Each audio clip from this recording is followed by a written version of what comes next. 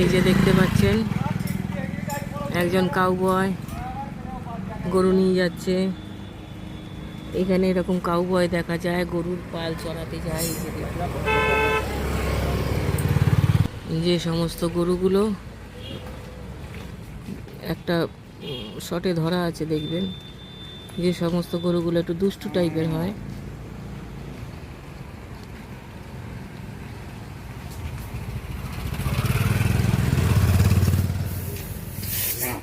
এই যে পিছনে একজন